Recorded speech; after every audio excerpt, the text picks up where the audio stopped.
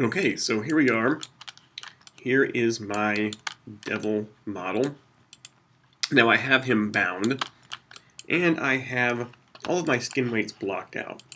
And you can see here that I've got these just big marks where it's 100% influence from the joints that I am selecting. So we're going to look at the wrist, the elbow area, and the shoulder. And we're specifically going to check out the seams here, because the seams are where we need to edit the weights. This big giant area around here, where my cursor is hovering around, that's not going to move when the main skeletal joints move.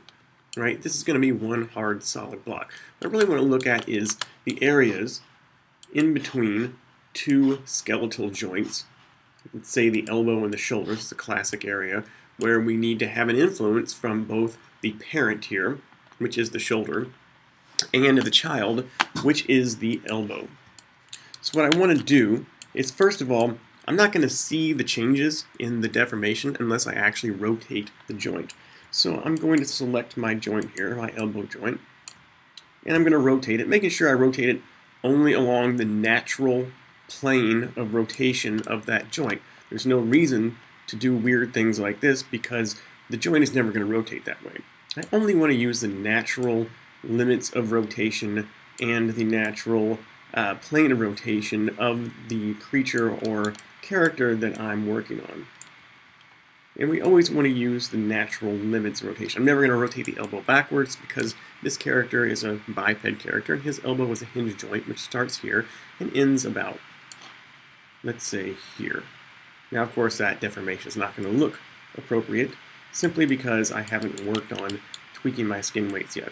Alright, so what we're going to do is just rotate it a tad here, maybe like -20, just so I can see how my changes to the skin weight are actually going to affect this seamed area here. Alright, so now we can see there's a real weird area here. Here's where the bicep ends. We have an area right in here where these vertices are. There's only a few of them in this model, so it's going to make it pretty easy to tweak, where they're collapsing inside one another. Alright, so I'm going to go to my skin, edit smooth skin, and paint skin weights tool. Click on the option box, and here we go. So you can see where the elbow is influencing, and it's 100% because I blocked these weights out. And then here's the shoulder, where it's not influencing at all. So I'm going to change my value over here to 0.1. I'm going to do that because now making sure my operator is on add, and making sure normalize weights is on interactive. Now I'm going to use my B hotkey and just turn down the size of that brush. And I'm basically going to tweak these values. And now see, I'm adding influence from the shoulder to these vertices, which means the elbow joint, which is rotated, is going to affect them less, which means they're going to deform less, which means that they're going to stop collapsing into this area. So I'm just going to click on them and tweak them here. I'm just going to tease them out, a bit like you're a hairdresser.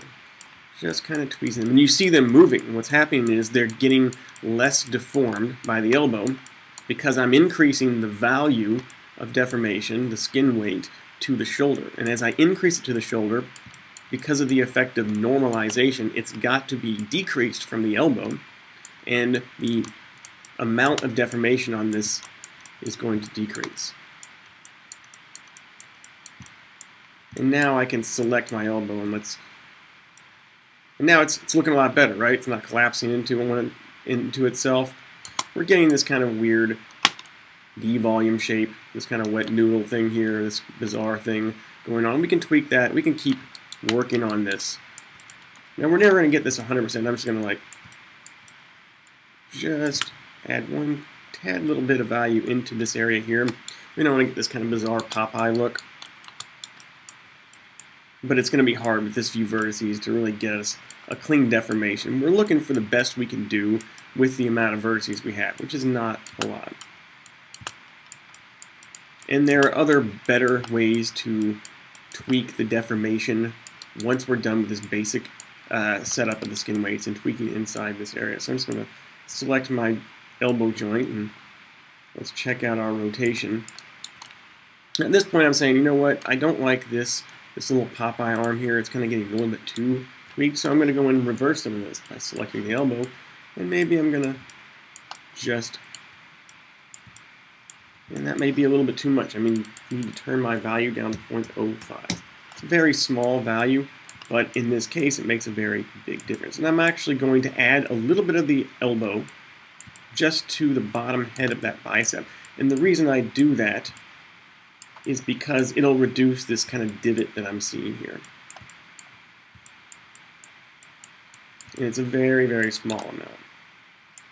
You don't want to go overboard on painting these weights. I can always tweak the values a little more. And actually now I'm going to go up to my shoulder. I'm going to add a little bit of shoulder to the back of the elbow here because I don't want the peak of the elbow moving too much.